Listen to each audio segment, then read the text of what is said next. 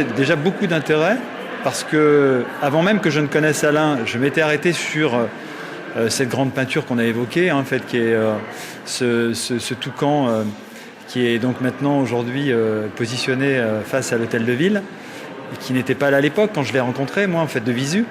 Mais j'avais trouvé déjà que graphiquement, il y avait d'énormes qualités. Donc, sur l'aspect purement graphique et stylistique, j'avais été frappé vraiment par ce travail qui, effectivement, voilà, relève de l'art naïf, mais qui me semblait quand même digne d'intérêt. Donc, j'avais déjà, en fait, une petite curiosité à son endroit. Et dès que je voyais des choses apparaître, je ne peux pas dire que j'étais un suiveur du travail d'Alain Thomas avant que je ne le rencontre vraiment de visu.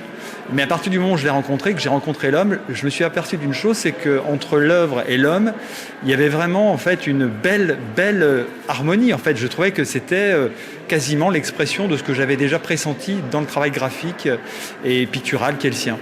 Et par ailleurs, en fait, moi qui suis effectivement dans une situation un peu particulière, parce que je l'accompagne depuis 2005 dans un travail de traduction, dans une certaine modernité de son travail, une mise en modernité de son travail, je peux dire que depuis en fait, ce moment-là où on s'est rencontrés et où je n'ai eu de cesse de découvrir son travail, dans l'intimité aussi, dans son intimité, dans son atelier, et puis au travers d'un certain nombre d'ouvrages que peut-être peu ont eu l'occasion de voir, je me suis rendu compte que ce peintre est un peintre assez étonnant pour un homme qui, effectivement, n'a pas appris la peinture, si ce n'est que sur le tas.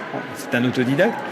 Et je trouve que oui, c'est quelqu'un d'important dans le monde qui est le nôtre aujourd'hui, surtout dans le monde de l'art contemporain, parce qu'il est d'aujourd'hui. Effectivement, il est dans un registre assez singulier qui parfois le met un peu en périphérie de ce qui se fait de plus couru et de plus peut-être important dans le domaine de l'art.